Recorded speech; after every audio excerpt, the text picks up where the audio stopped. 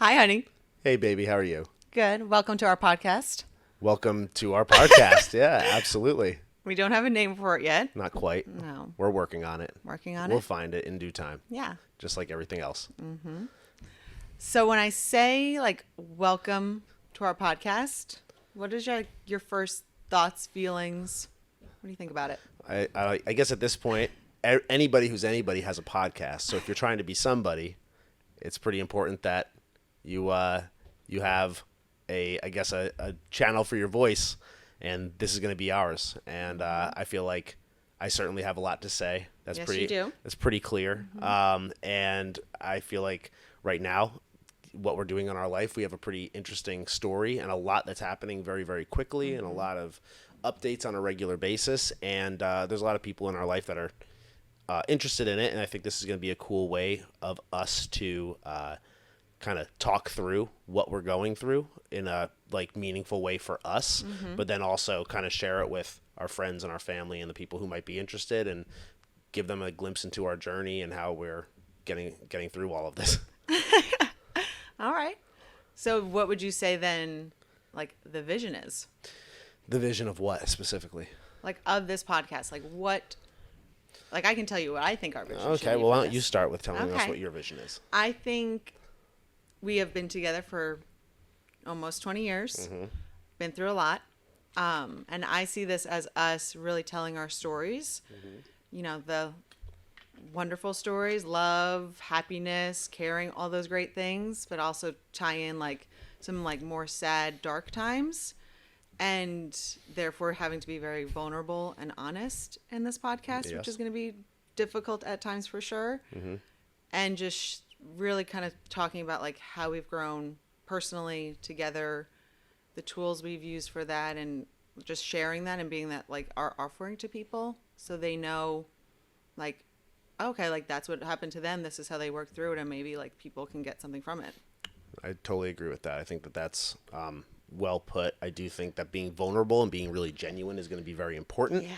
And that's going to be both in the good stuff and the bad stuff. And the reality is there's plenty of I guess you said dark. I don't know if I'd necessarily use dark, but not so happy, or not the kind of stuff that you necessarily want to be sharing with the entire world, but I'm happy to share it because it's real. Because it's real, and because quite frankly, I don't feel like I have anything to hide. Yeah.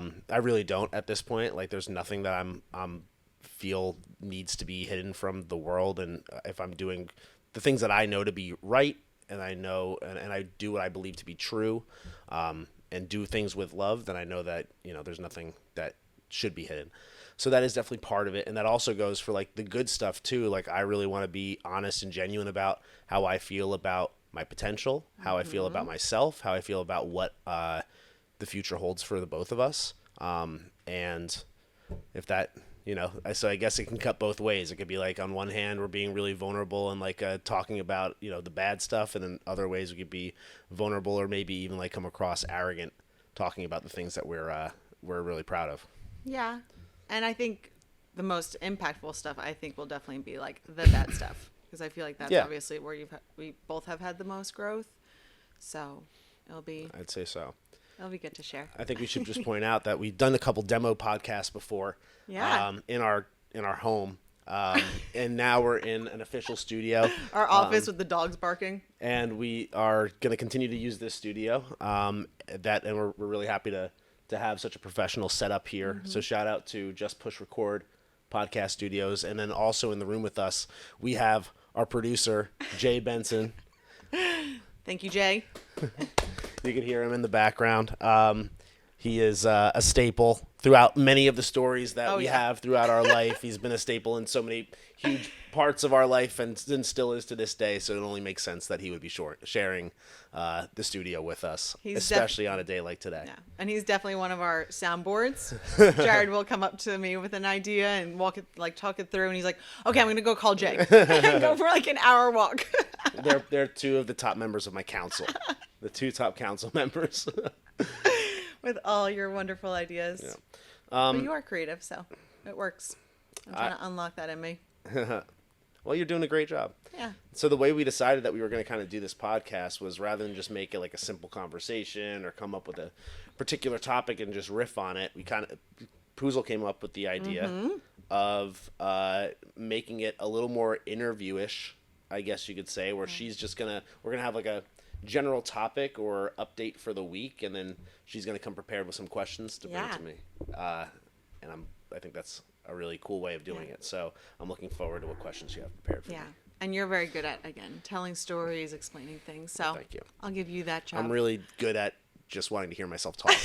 And this is a perfect format for that. Perfect.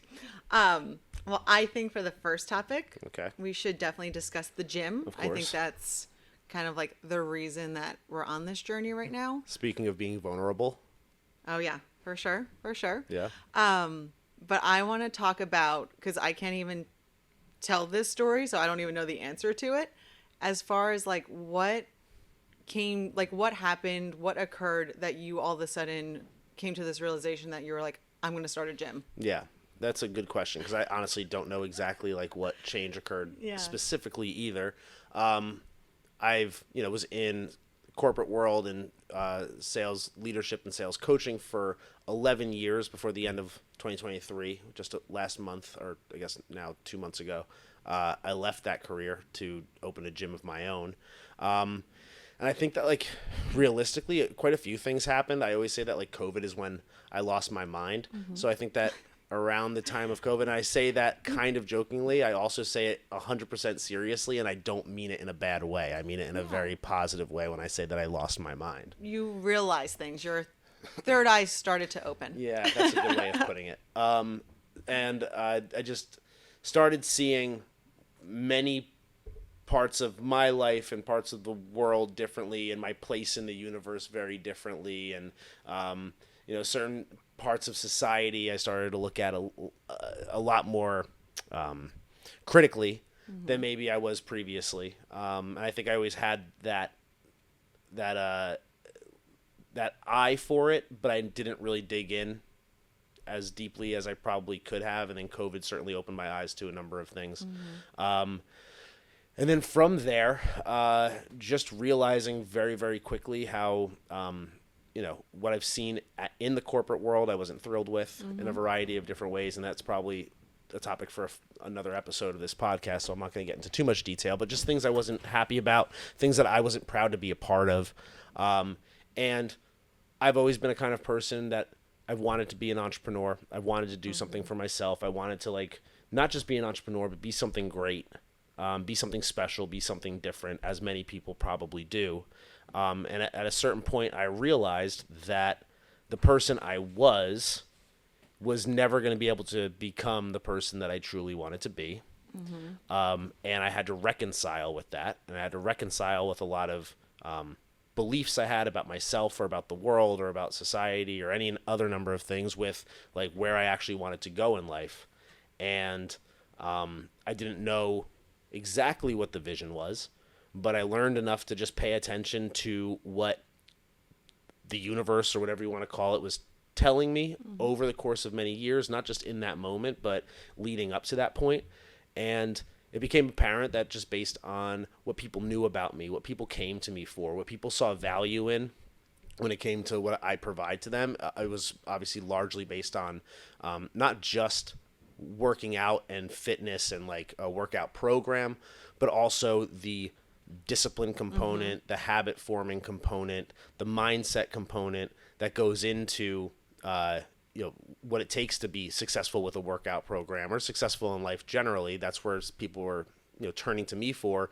So I figured if that's what people see me as, and that's what people want to come to me and ask me questions about, well, then that's the value that I bring, and therefore that is what I probably should be doing with my time. So, and doing with my career and doing with myself. And it is something that I'm passionate about. And it's something that I know, like, I can make money doing on top and just, bring value to the world. So, that is sort of like the thought process, like big picture, 30,000 foot view, what happened and how I came to that conclusion. And then we decided, at first we were looking at franchises for the gym. Then we even different franchises too. Didn't we look at like? Yeah, before we were looking at Yeah. a gym, I even looked at like a Dunkin' Donuts franchise. There was like a lot of different franchises. They're like not allowed in certain areas. Well, I don't know. There's lots of details there, but yeah, we're looking at all different things to do. All different. I just knew that I didn't want to be in the corporate world anymore. I wanted to do something on my own. So it turned out franchising was certainly not the play. Yeah. But definitely wanted to do something in the fitness space. And then we had one idea for a gym. Yes. We started looking at spaces. Was introduced to a commercial realtor in Austin who was absolutely fantastic to work with. We were looking at the Space Cowboy building for a little while. Interestingly enough, the meat market, which again is a great name for a gym. If we did decide to go with that space, just calling the gym the meat market. But at the time, that gym was going to be called Paradise Fitness, the initial one. It will come. Yeah, that'll come in the future for Yeah. sure. We will have Paradise Fitness in the long run. And looked for a variety of spaces. Then it took over a year. No, it took it took over a year to get to a lease. So what year did we start it in then? So we started in 2022. 22. And then we finally signed the lease in June of 2023. Yeah. And again, that was for the new True Fitness Yeah. concept. So that's like, I guess, like, again, the big picture. And Yeah. there's a lot more we can go into on each of those components. But to answer your question, that was sort of like the mindset shift. Yeah. I'll just say this. Like, one other thing is just I couldn't bring myself.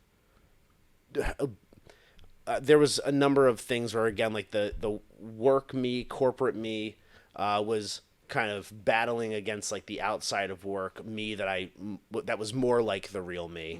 And I realized that these two different me's couldn't exist after a while, so I had to integrate them. And the more that I integrated them, the more that singular version of me realized that like there's no way I belong in this corporate setting and in this corporate world. And the more time that new integrated version of me spent there, the more I was like, I have to get out of this as soon as possible. Yeah. And the gym, again, based on the signs that I was getting, it just kept unfolding beautifully in front of me. Like every step just sort of presented itself, and it made it a pretty, it got me into like a flow-like state, and it made it very simple to just continue to proceed with that vision. Yeah, and I think when you started having that vision, and then you were, again, like you said, it's still in that corporate role and that corporate life, you were struggling for sure with, like, I mean, you don't bite your tongue, but you had to really like kind of watch and say, like, you were very vocal on things, and you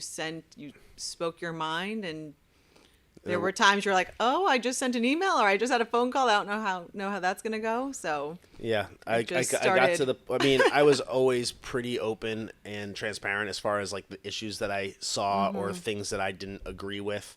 But as time went on, I certainly got more and more direct, and more serious, and less and less hesitant to just say exactly what I thought when I thought it. And I think realistically, there was only so much time that they were going to allow me to stay there before they made the decision that I should go open a gym. And then when you told me, like, came up with this idea that you're going to open a gym, I can't even, I'm guessing I could guess what my reaction was, but how did I react to you? I feel like you've been nothing but supportive the whole time. Like, I don't remember like really much pushback from you, except for one thing, which we'll get to eventually. Oh yeah. Not today, but we'll that get was there. a growth. Yeah, that was growth opportunity. I know we'll get there. Yeah, I really think my answer was just like, okay. Yeah, it was very quick. Yes. Yeah. I remember like one of the first like moments where I went from this was an idea to yes, we're gonna do this. It's such a dumb like thing that's just so obvious, but like again, the answers are always incredibly obvious. I'll also say, and I wasn't planning on sharing this, but I'll say it anyway. Like obviously during the last two years, I went my entire like life up until the age of 34 avoiding any kind of like drugs or anything like that, or anything that would be considered drugs. I guess now you would call it plant medicine. Yes. But I didn't smoke weed or do mushrooms or anything till I was 34 years old. And that also had I started smoking weed and doing mushrooms. Those are the only drugs that I do. I say I only do drugs that kill my ego, not drugs that boost my ego. So those are the two drugs that I do, plant medicines that I do. And those had a huge impact in the way that I was viewing the world and the way I was viewing my place in it and what I had to do. And there was one time where I was really high and I was like, I really want to do this gym thing, but I don't exactly understand how I'm going to do it, especially because like I was making very good money in my corporate job. We have 2 homes with 2 mortgages that we have to pay for, and we had a really fun and, like it's not like it was a lavish lifestyle, but it was certainly like a above average. Yeah. I mean, very traveling fun. as much as we can. If we were like, let's go to Rolling Loud in Miami or let's go to Lovers and Friends in Vegas, it was like not thinking about it, just doing it. Yeah. Which is nice. Yeah, it was very nice, of course, and we had a lot of fun. But it was also, I would say, we weren't living beyond our means. We were living within our means, but those means were ample. And one of the moments I had, I just realized, like, oh, well, I guess I can do this if I just budget appropriately. Like, I literally had that exact thought where I was like, babe, I came up with the best idea. So I think we can make this gym work. What we have to start doing is just like not spending ridiculous amounts of money. Stop spending ridiculous amounts of money. We've had that conversation before with Jay. Yeah. When we were looking for our first, our first house to buy, we were looking at condos and everything. We were trying to figure out our finances. This is what, 8 years ago, 7 years ago, and basically Jay had to like help us figure out where our money's going. And I was like, well, I have the dogs and groceries, and he's like, you're spending your entire paycheck on the dogs. I'm like, no, like, it's just one of those things.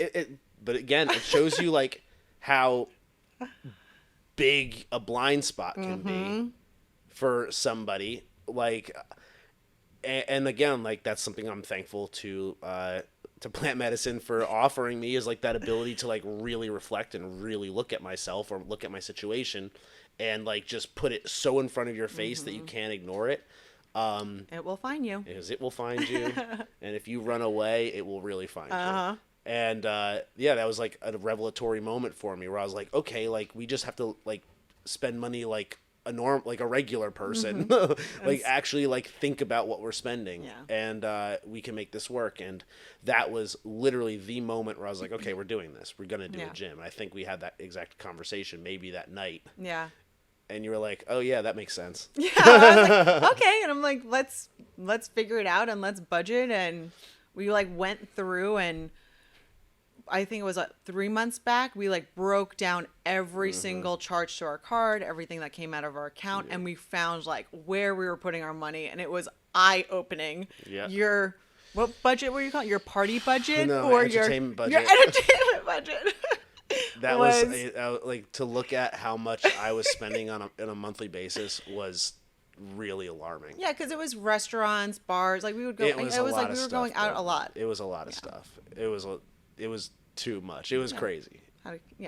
But we learned. We learned from it. So that same night, the promise that I made was that I was not going to half-ass this, that I was not going to leave any stone unturned, that I wasn't going to just try to figure this out like purely on my own. I said I was going to surround myself with experts who knew what they were doing. And I said that I was going to take no half measures, and that I was going to leave nothing to chance that this was going to work out. And like, I believe even with like the ups and the downs and some of like the issues that we'll talk about here in a minute, I still genuinely believe that I have crossed every T and dotted every I, and I've moved forward with as much like rigor and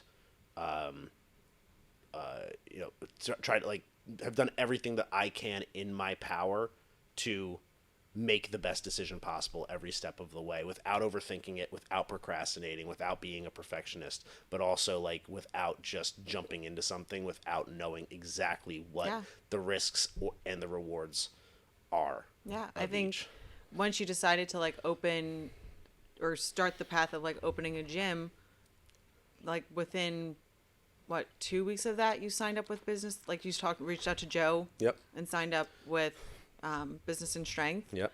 Like even before you have like a building or any Yep. thought, like you just were like, I want to dive in, and you can obviously explain what Business and Strength is, but Yeah. So like one of the first things I did was I hired a gym management consultant company out of New Jersey. Great guys, Business of Strength, Joe Riggio, Dan Goodman. I'll give them shouts out because they give me shout outs on their podcasts all the time, or on podcasts that they go on. But they were referred to me through another mutual friend who I'm very, I we respect trust. his opinion very much. And I think I was the first person that they'd ever, I'm almost positive I'm the first person that they've ever worked with that didn't actually have a gym yet. Normally it's people who open a gym, they kind of like try to figure it out for the first couple of years and they realize, okay, we need an extra hand in this. But I was starting way early before I even had a lease for a building. And they gave me so much great insight and knowledge and a great foundation in terms of understanding, okay, what this needs to look like, what I need to be thinking about, how everything should be structured, and like what the next steps are in terms of putting it all together.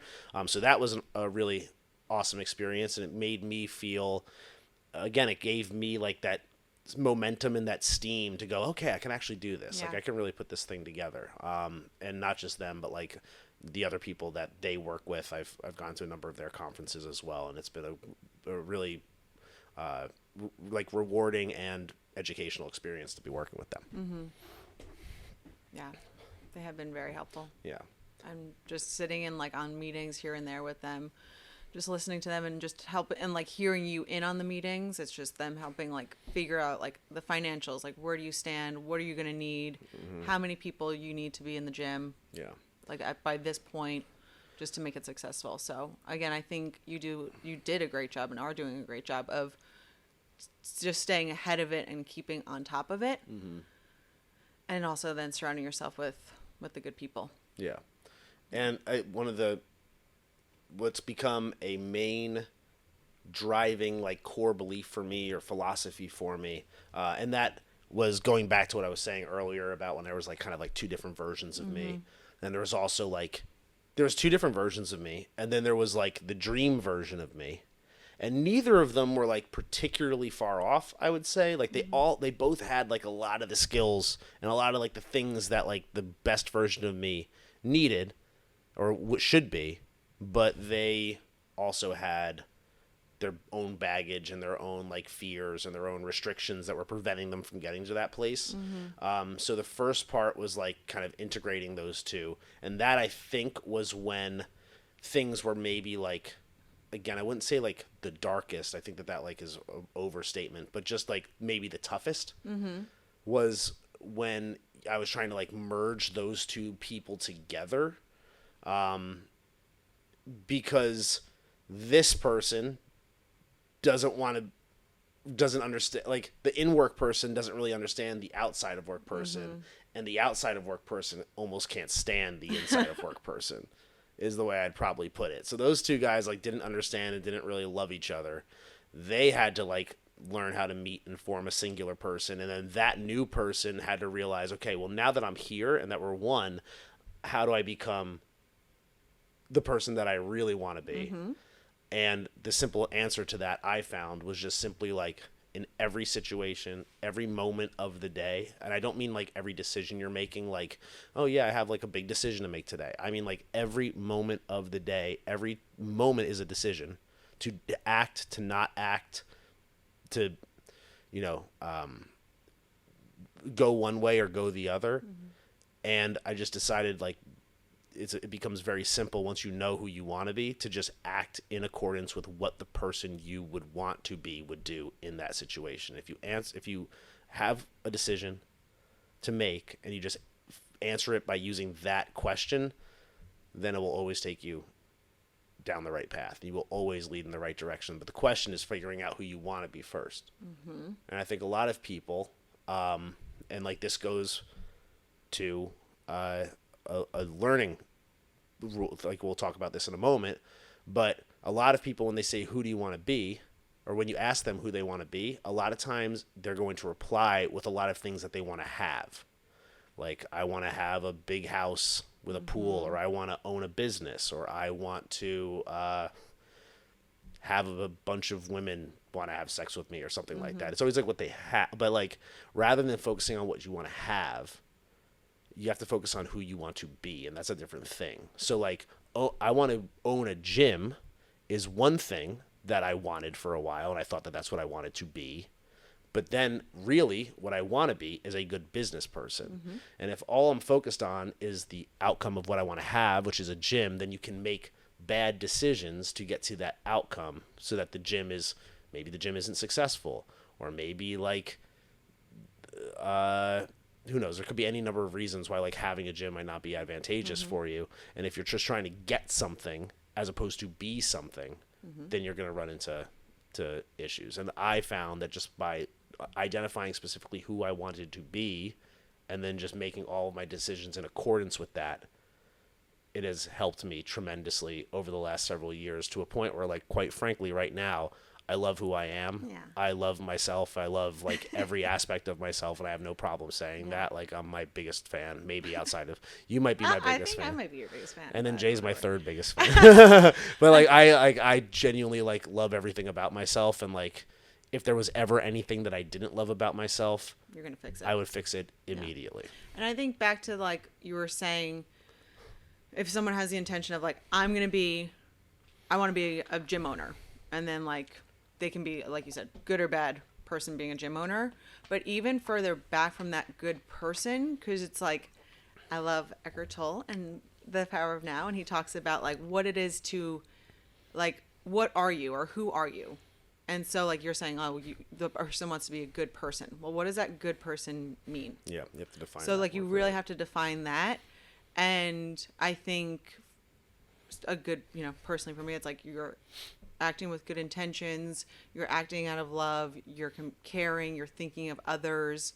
So like that to me is like what I want to be. Therefore, then I think that I'd be a good person, and then just it trickles to like bigger things. So I love it. Yeah, absolutely. And I've expanded my reading, and so I'm all into like nonfiction. So it's helping my brain expand and be more thoughtful with things. Explain that a little bit more. So I guess I've always just read like fictional books and whatever, like romantic. We should point out I don't read at all. Yeah, Jared doesn't read. Law school burned me out on reading, where I really don't like reading. Like Yeah. if I read, I just fall asleep. And if I don't like listening to audiobooks because I don't really have a lot of time where I could literally just sit and listen to something. There's no use listening to something if I'm not paying attention to it. So she does a lot of reading. I love it. And has read, and she's a fast reader too, whereas I'm a very, very slow reader. So we started something recently where she basically, we go on walks, she'll read books, and then she'll give me book reports on like all the books that she's reading, and it's one of my favorite things. It's actually a huge turn on for me. So I used to read a lot of fiction, and again, just books that mysteries, murders, the wife basically, killed her husband, all those kind of like things. And then I decided like, I really want to expand and go into the nonfiction, and I really have enjoyed it. I've read now nonfiction pretty steadily for like the past probably year. And I just read 1984 for like last week, and that was just out of the norm, and that was fantastic and highly recommend. I gave you obviously my book report on that, and you were like, "It's happening! It's all happening." That's not so much fiction anymore. That's actually is almost nonfiction at this point. Sure, yeah. I posted it on Instagram, and I definitely had some people being like, "Asterisk 2024," but that's a whole other thing. But yeah, I started reading a lot of nonfiction because I wanted to dive into just topics that I really never put much thought into, and I think during school it was all nursing stuff. It was science and A&P and chemistry and all these like classes that were geared towards nursing. And like your background, like you did your bachelor's in psychology, and so you had like you were very knowledgeable in all these different topics. And I was like, I can't remember what book I was reading. Maybe it was Mindset by Carol Dweck, and I like told you about like a study that happened. You're like, yeah, that like I know about that. And then like you're like, and this and this happened, and then they did this study, and I was like, okay, like I guess I don't need a book report. But it's just really has been very nice, and again, it's helped me to really note things about myself. One of the things in Mindset, it talks about growth mindset and how you're raised. A lot of times when Is the parents book called Mindset or is it called Growth Mindset? growth mindset, sorry. Okay. When parents are raising children, a lot of the times, and this is just again, they don't have a handbook on how to raise a child, but they usually say like, oh, you're really good at math. Oh, you're so creative. Like you're such an artist. And it really then like puts that child in the area of like, this is like, you're going to be an artist. Like this is what you are. And my parents, I mean, that happened to me. And so I hated, like, I was always afraid to draw and like explore that part of my brain. And so I remember like art projects, I'd be like, Mom, I can't do this. And she would just totally do it for me. And instead of like pushing me to just make it happen. And so again, I really just started expanding my brain and the creativity, and it's been wonderful. And so that's why I have to come up with the topics and questions, because it's just something to do. To help you be more creative. Exactly.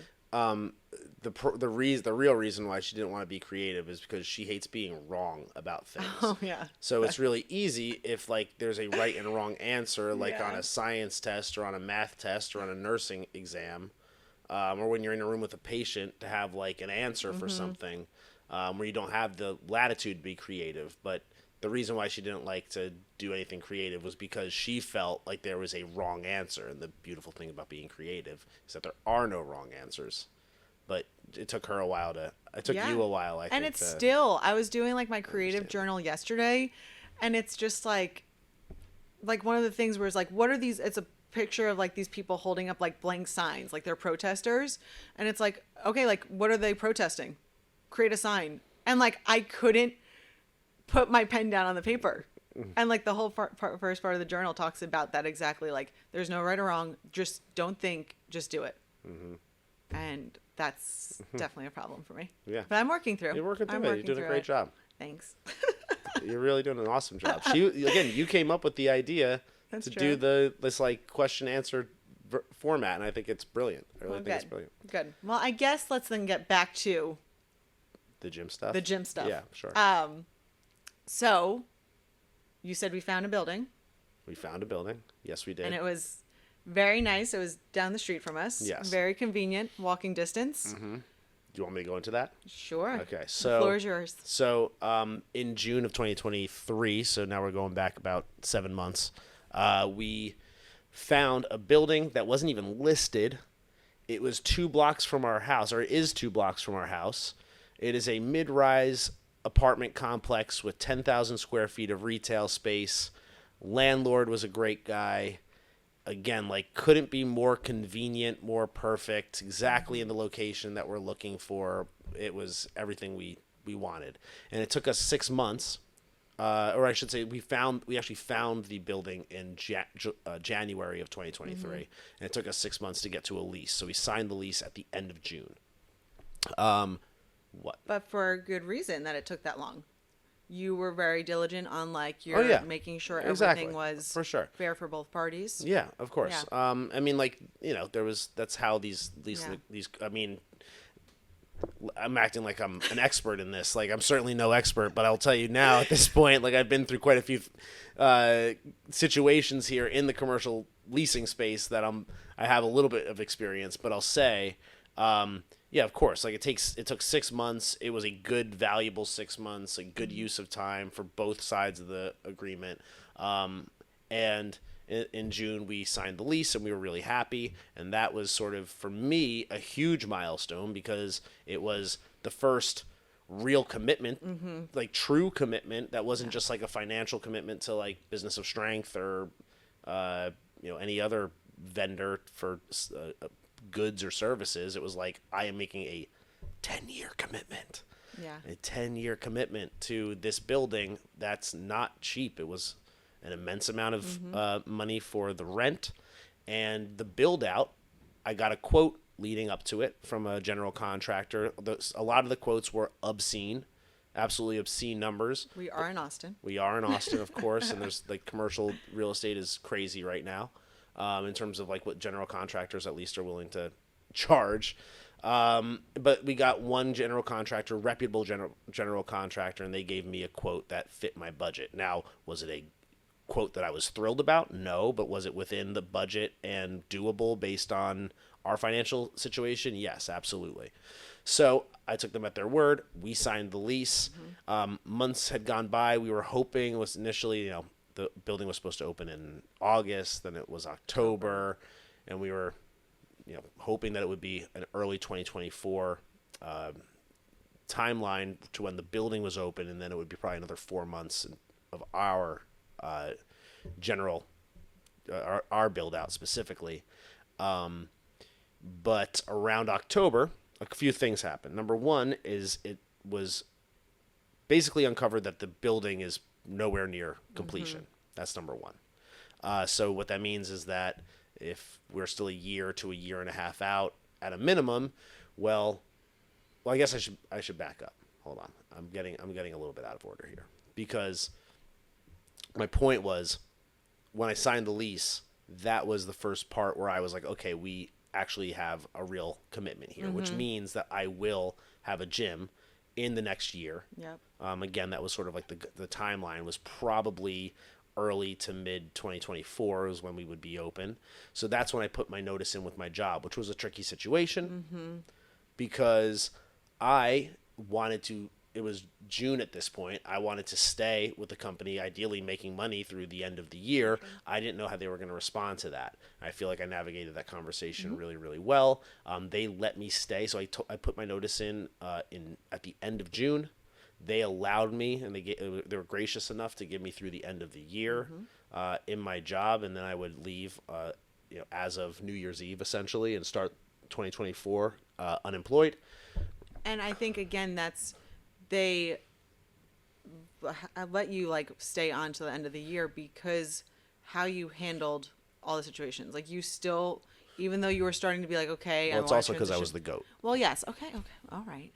But you also, I was the GOAT. All right. But you did do a very good job of doing your work, doing what you had to do. You took care of your team, everyone around you, and you were honest about what the plan was and what your intentions were with leaving the company, and therefore I think think open, honest conversation really obviously helped you there. I was transparent. I was straight to the point. Told them I was planning on opening a gym. I didn't give them all the details. I gave them just enough details. And again, they were gracious enough to let me stay through the end of the year. And I could, again, thinking that, okay, there'd be a few months of free time and then the gym would be open in June. But as I mentioned, the building had delays in terms of their construction, in terms of permitting, in terms of all kinds of issues that they were running into. So that was a major issue. And then also in October, there was the general contractor came back with their official estimate of what the building was going to cost, and it was twice as much as what I was originally told, which was just simply not doable. So at that point, I'm pretty good at controlling my emotions, but there was a solid week and a half to 2 weeks there where I had no idea what I was going to do or how I was going to make this work.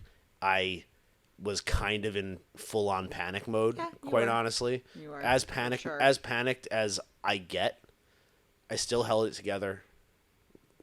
I think behind closed doors, maybe I was a little bit more bent out of shape than I was probably displaying elsewhere. But no, that was as scared as I had been in a really long time, and it was a certain scaredness where it wasn't in my head. It wasn't like a thinky scared where I'm running myself in circles up here. It was in my core, in my most base chakra. Every time I thought about what laid ahead with the money and with the everything, it literally was like a gong was hit in my base root chakra. That is your survival chakra. Yeah. It was like a gong was being hit down there, and it was scaring the shit out of me. Literally. Not literally. I didn't have diarrhea or anything. But you were not eating. I wasn't eating. You had no appetite whatsoever. Right. You were in a mode that you were you woke up, you thought about it. We would have the same conversation over and over again. Yeah. And you would be like, well, what if this happened and this happens and this happens? And you kept just I hate to use the word, but the anxiety of it kept building up. Sure. And like you would just like come up with these ideas and be like, what if we did this and this? And I'm like, you're not thinking things clearly. Yeah. And it was best like a lot of And the talking down of like, yeah. just let's do one thing at a time. You're going to have the call with so and so. After that call, we can go from here to here and just taking one step at a time. But ultimately, after about a week and a half of feeling that way, it was a rainy day. I don't know if I'll ever forget like that the Monday where we went to pick up the equipment from our friend's garage. Oh, actually, gosh, yeah. Yeah, because and- it was when we were doing our like outdoor workout Yep, that's that right. next weekend. So we were picking up some gym equipment from our friend, and we had a conversation that it was like an innocuous conversation, sort of, but it was just about like in gyms, like generally, and talking about gyms in Austin. And the way also this day rolled out, like we weren't even supposed to see this we friend. weren't even supposed to see them. There was a whole mix up of like when they were home and they weren't, and so we ran into this person when it was not planned this day. Yeah, and the conversation went a certain way where like I was just getting more panicked throughout the course of it. And again, like it wasn't And like sweaty. it wasn't like a conversation to get panicked about, but like it was just about something that was really like bothersome to me, particularly on that day.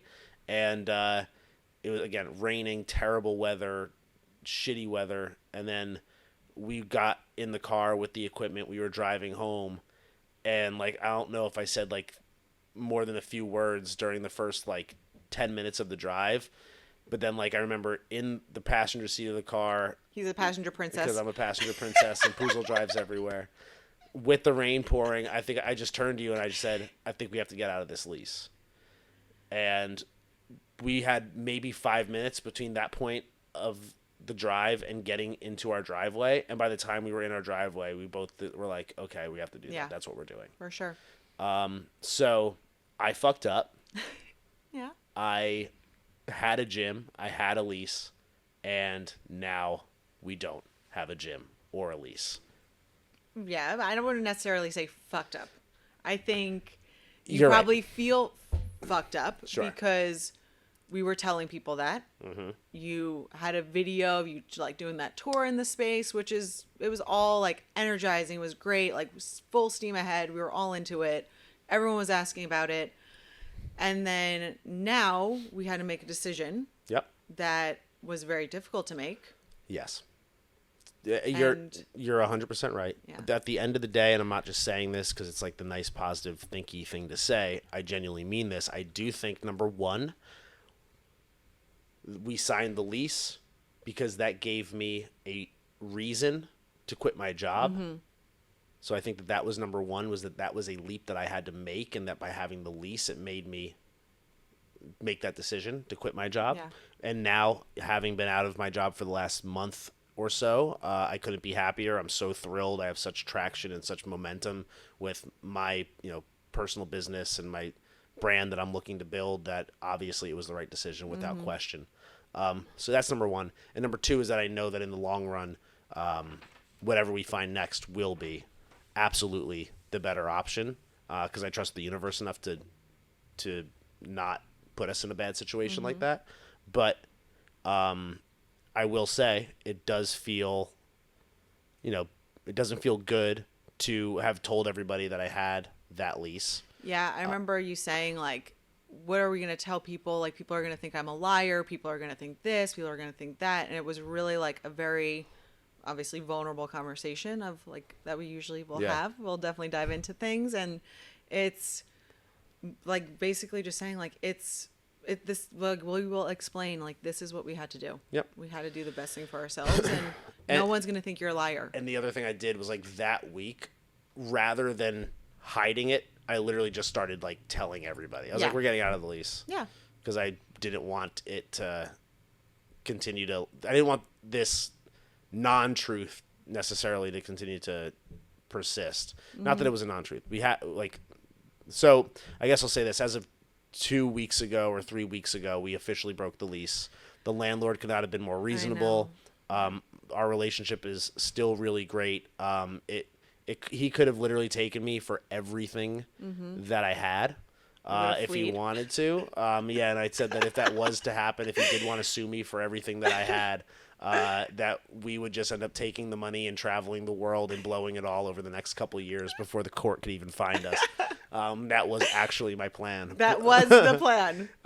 But because he would have been in the right and he could have taken everything. For sure. Based on the contract. But I was as honest and open and transparent with him as I could have possibly been about everything.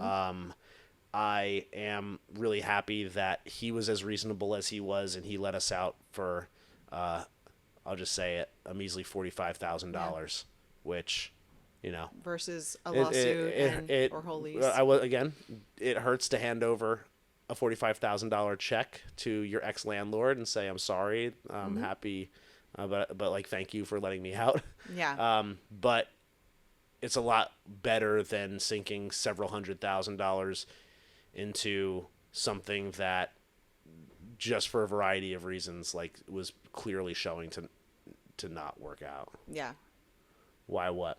Why did we break the lease? Oh, the financials. So Really laid out. So I don't understand what you're saying. Jay was asking, why did we break the lease? So Okay. we get the contract from the GC. Yep. It's twice as much. Yes. And this is where, again, you start to question kind of everything. Yep. Our conversations turned into probably pretty much like every hour. I can't even remember what it was because I kind of really blocked it out of my brain. But you'd be like, we need 100 members by this point. Like, Yeah. you kept going through the numbers. Yeah. And, like, you couldn't get out of the numbers. Yeah. And you're like, it's not going to work. My mind immediately, because Yeah. the general contractor quote came back so high, and again, like, it's so high that it wasn't even like realistic to begin with. So like there was kind of no yeah. way without raising money or getting an investor or getting a loan. And yeah, these are which not we things. wanted, yeah. These are not things that I wanted to do whatsoever. There would have been no way to even make it work. But like, I was still like so tied to the idea of like, we need to stay in this lease. Which, like, again, legally Your I ego. did. It was my ego. Yeah. It absolutely was my ego. And it was fear of having to, like, go back on what I had said I was doing. Yep. So, like, I was still, even though it didn't make sense to even, that I would even be able to build the place out at a certain point, I was still like, okay, well, then the numbers, if I have this many members at this dollar amount, then it'll work. But, like, is that feasible? How do I get that many members? Yeah. How do I get that many members over X number of months in my first X? And I'm like racking my brain through like numbers and like process and systems that like the reason why, of course, it didn't feel good was because it all felt forced. Nothing really made sense. Nothing really worked based on the new economics of the situation, and keeping in mind as well that now I had money that was going to the gym. I had money in savings with a very limited timeline in terms of how long that was going to last. Yep. Based on the new economics of the gym. And not only that, but the gym now is a year to a year and a half out.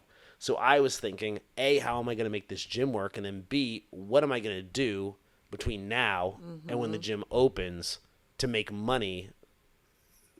Because, and then like once the gym opens, like I'm obviously not going to be profitable like on Right. day one. At least I wasn't anticipating that. Yeah.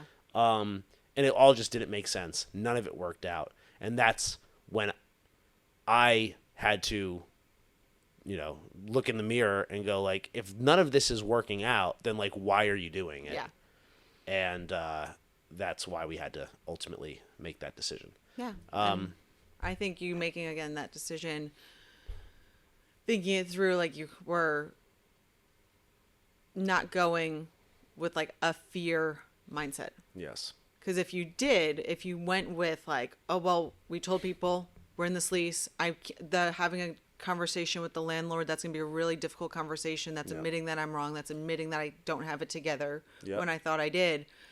That would be one, again, ego driven, fear driven, and that ultimately would have destroyed us. Yeah, for sure.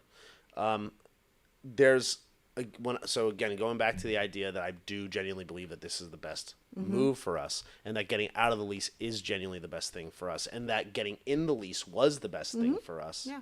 I'm not saying that getting in the lease was a problem. I'm not saying that getting out of the lease is a problem. I think it's literally exactly what was meant to happen for us. And the reason I say that, and the reason I believe it, is because, again, we got it in the lease. I put my notice in. That gave me a hard out for my job. I could have stayed at my job longer. I'm literally the last week I was there, they offered me to stay around longer. Because you're so good. You're the GOAT. Because I'm the GOAT. I am. And I said no. I said I don't want this. This was after I knew we were getting out of the lease. I said no, I don't want to stick around. This isn't for me anymore. I can't do it. I would have been really upset with myself. Again, asking myself what would the best version of me do in this situation? The answer was clear in that situation. There was no back and forth. I didn't have to think about it. It was very clear that the answer to that was no. I'm not staying in my job. I'm striking out on my own, and I'll figure this out. But to your point about not having like a fear-based reaction, obviously the biggest fear-based reaction wasn't getting out of the lease. The fear-based reaction would be to your point, would be to stay in the lease for my ego, for my, for my reputation in terms of like with the landlord, with the architect, with the general contractor, with everybody on Instagram who saw me in this space saying that I'm going to be in this space in the next year. Walking around, like looking at those videos, like makes my stomach turn at this point to some extent, because I know that I'm going to have to take them down if they weren't true. Well, I mean, again, when I did it, I thought it was true. Yeah. But now it's not true. And like, now those things have to come down. Okay. Which is fine. It is fine, but it does be lying if I didn't say it hurt a little bit. But also the fact that when I went to the landlord and I said, I need to get out of this, the fact that he was so reasonable, the fact that he was willing to work with me, that we tried to come up with solutions, that none of them worked. He didn't try to force me into any of those solutions. We went back and forth for 2 months and then eventually found a solution to get out where I literally just paid him back for his commissions that he paid out and his attorney's fees. He didn't impose any penalty on me.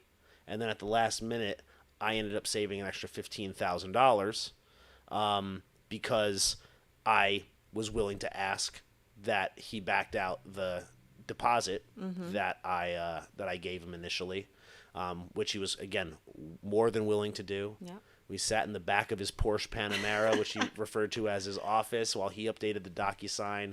I signed over the check. We had a handshake, and we're going to have lunch next month. So... and again, that speaks volumes to like the relationship that you had with him, because every moment, every decision, phone call, email, every interaction with him, you were the person that you wanted to be. You were that good business person. I remember like in the beginning, you were like, I'm hopping on these calls and touring these buildings. Like, I know what I'm doing. And like, you were just like going through it and like figuring it out. And again, acting with like a good intention, that at the end of it, like he said, like he highly respected you. He wants only the best for you. And he asked, like, maybe we can figure something out in the future if I have another property. Like, he wants to work with you. Yeah. And again, that speaks volumes to if you just do the right thing and be a good person. And again, in the situations that you're in, then like goodness should come back. So like, just to go back, like the first fear-based thing I could have done is stayed in the lease. The second fear-based thing I could have done is say, well, I have to get out of this lease now. Well, I don't want to have this conversation with him, or I don't want to be transparent, or maybe I want to put the blame on him, which I didn't do at all. Like I made sure that like I put all the blame on me in terms of why I needed to get out. If I got my attorney involved and had the attorneys reach out to one another, had my attorney reach out to him rather than me reach out to him directly, or even if I got the realtors involved and I had them try to like hash it out, it's just too many cooks, too many people involved, too many opportunities for miscommunication, too many chances to have emotions go awry, other opinions involved, rather than doing what I knew was right. And again, that would have also been fear-based. It would have been out of me trying to protect myself, or me worried about what his retaliation was going to be. And I trusted myself. I trusted my gut. I trusted him, trusted the universe to do right by me. And again, we got out. Yes, I had to pay a little bit, but again, like that's the burden that I bear having gotten into an agreement. It could have been a lot worse. And like, I am happy. I'm quite frankly, I'm like happy to have paid him that money so that he's whole the way that he should be. And I think whatever lies ahead of us once again is going to be so much better than that space could have ever for sure. done for us. And I do believe that that space already has done an immense amount for us, because in just the last month of me being on my own and me being unemployed, again, the amount Your of own momentum, boss. being my own boss, my current boss is pretty fucking dope because it's been a hell of a week or a hell of a month being unemployed, so much traction, so many things working in my favor, and I have zero anticipation of slowing down anytime soon. Yeah. That's awesome. We're at just under an hour. Just under an hour? Yeah. So I guess I'll just say, like, we'll be doing this once a week, hopefully right here. Yeah. The Undertaker was sitting in this very chair yesterday. If you can believe it, the Undertaker, I can still feel it, the Undertaker's butt warmth in the chair right now. Oh my gosh. So there's a lot of greatness sitting in this room. Lots of greatness. Lots of greatness. Thank you for hosting. Well, I think we both hosted, no? Well, you did a great job of answering questions. Thanks. And thank you, Jay, for sitting in. Can't wait to hear your feedback here in the next couple of minutes. And again, thank you to Corey, who's downstairs, I think, who got us up here and hit start recording for us, because I wouldn't have figured that out. Oh,